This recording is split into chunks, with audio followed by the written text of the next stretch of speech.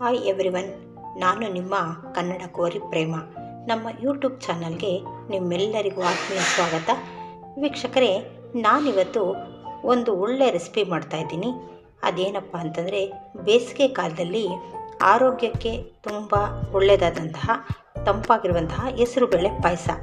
ಈ ಹೆಸರುಬೇಳೆ ಪಾಯಸ ಮಾಡೋದಕ್ಕೆ ಏನೇನು ಪದಾರ್ಥಗಳನ್ನ ತೊಗೊಂಡಿದ್ದೀನಿ ಅಂದರೆ, ಮೊದಲಿಗೆ 1 ಬೌಲಷ್ಟು ಹೆಸರುಬೇಳೆ, ಸ್ವಲ್ಪ ರೋಸ್ಟೆಡ್ ಶಾವಿಗೆ, 1 ಬೌಲಷ್ಟು ಹಸಿ ತೆಂಗಿನಕಾಯಿ ತುರಿ, ಬೆಲ್ಲ, ಬಾದಾಮಿ, ಗೋಡಂಬಿ, ದ್ರಾಕ್ಷಿ, ಜೊತೆಗೆ ಗಸಗಸೆ, ಸ್ವಲ್ಪ ಸಕ್ಕರೆ, 4ರಿಂದ 5 ಏಲಕ್ಕಿಗಳನ್ನು ತೊಗೊಂಡಿದ್ದೀನಿ.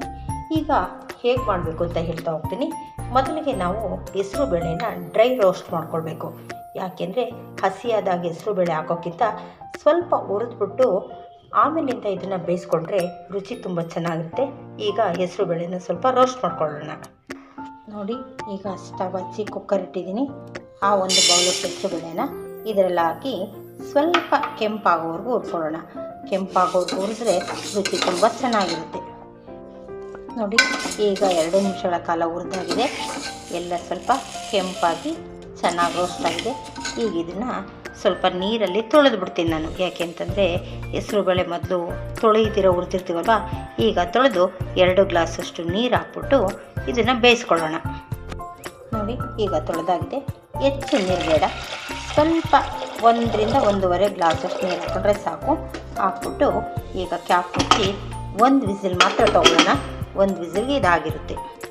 ಈಗ ನೋಡಿ, ಆ ಕೂಗಷ್ಟರಲ್ಲಿ ಸ್ವಲ್ಪ ರುಬ್ಬೋದಕ್ಕೆ ಗಸಗಸೆನ ಡ್ರೈ ಆಗಿ ಇದನ್ನು ಸ್ವಲ್ಪ ರೋಸ್ಟ್ ಮಾಡ್ಕೊಳ್ಳೋಣ.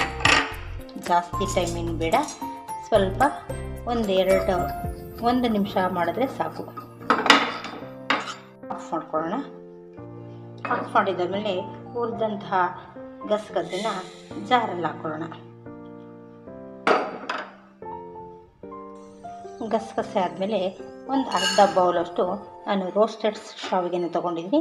ಆದರೂ ಕೂಡ ಒಂದು ಸಾರಿ ಬಿಸಿ ಮಾಡ್ಕೊಳ್ಳೋಣ. 1 ನಿಮಿಷಗಳ ಕಾಲ ಅದು ಆಲ್ರೆಡಿ ರೋಸ್ಟ್ ಆಗಿರುತ್ತೆ. ಸ್ವಲ್ಪ ಬಿಸಿ ಆದರೆ ಸಾಕಾಗುತ್ತೆ. ನೋಡಿ, ಈಗ ಶಾವಿಗೆ ಆಗಿದೆ. ಸ್ಟವ್ನ ಆಫ್ ಮಾಡ್ಕೊಳ್ಳೋಣ. ನೋಡಿ, ಈಗ ಹುರಿದಿರೋ ಗಸಗಸೆ ಜೊತೆಗೆ ಸ್ವಲ್ಪ ಸಕ್ಕರೆ ಮತ್ತು ಬಿಡಿಸಿರುವಂಥ ಏಲಕ್ಕಿ ಸೇರಿಸ್ಕೊಳ್ಳೋಣ. ಯಾತಕ್ಕಪ್ಪ ಸಕ್ಕರೆ ಸೇರಿಸ್ತೀವಿ ಅಂತಂದರೆ, ಬರೀ ಗಸಗಸೆ ಜಾರಲ್ಲಿ ನುಣ್ಣಗಾಗಲ್ಲ ಅಂತ. ಅದ್ರ ಜೊತೆಗೆ 2ರಿಂದ 3 ಸ್ಪೂನಷ್ಟು ಸಕ್ಕರೆ ಜೊತೆಗೆ ಏಲಕ್ಕಿ ಹಾಕ್ಬಿಟ್ಟು ಇದನ್ನು ಪೌಡ್ರ್ ಮಾಡ್ಕೊಳ್ಳೋಣ. ಇಲ್ಲಿ ಕಾಣ್ತಾ ಇದೆಯಲ್ಲ, ಗಸಗಸೆ ಮತ್ತು ಸಕ್ಕರೆ, ಏಲಕ್ಕಿ ಎಷ್ಟು ನೈಸಾಗಿ ಪೌಡರ್ ಆಗಿದೆ.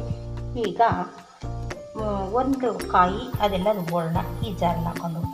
ಕಾಯಿ ಮತ್ತು ಗಸಗಸೆ ಎರಡು ಒಟ್ಟಿಗೆ ಯಾಕೆ ಹಾಕ್ಕೊಳ್ಳೋದಿಲ್ಲ ಅಂದರೆ, ಕಾಯಿ ಜೊತೆಲಿ ಗಸಗಸೆ ನುಣ್ಣಗಾಗಲ್ಲ.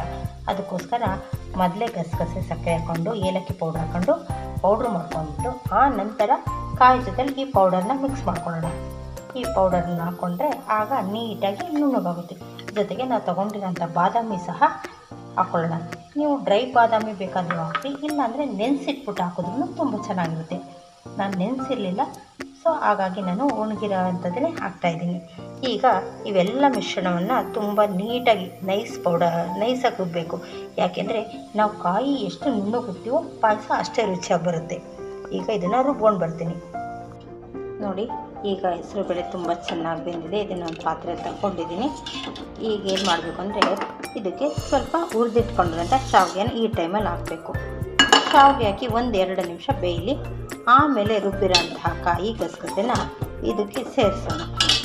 ಇದು ತುಂಬ ಟೈಮೇ ತಗೊಳ್ಳಲ್ಲ, 1ರಿಂದ 2 ನಿಮಿಷದಲ್ಲಿ ಚೆನ್ನಾಗಿ ಬೇಯುತ್ತೆ. ಇದು 1 ಕುದಿ ಬಂದರೆ ಸಾಕು, ಬೆಂದಿರುತ್ತೆ. ಆಮೇಲಿಂದ ರುಬ್ಬಿರೋ ಮಿಶ್ರಣ ಇದಕ್ಕೆ ಮಿಕ್ಸ್ ಮಾಡ್ಕೊಳ್ಳೋಣ.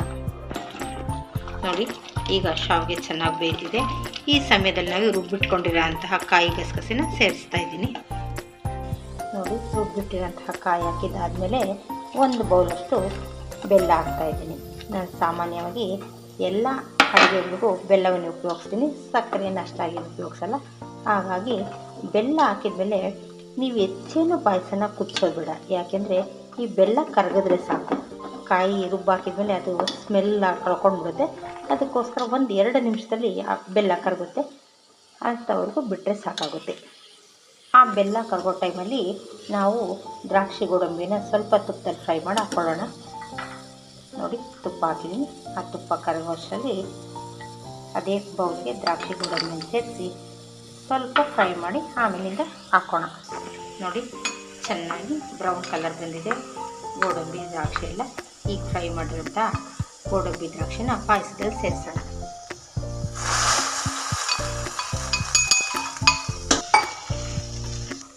ನೋಡಿ ಈಗ ಪೂರ್ತಿಯಾಗಿ ಬೆಲ್ಲ ಎಲ್ಲ ಕರಗಿದೆ, ಪಾಯಸ ರೆಡಿಯಾಗಿದೆ.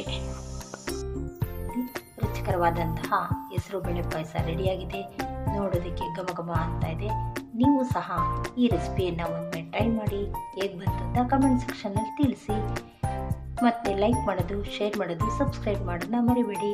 Thank you.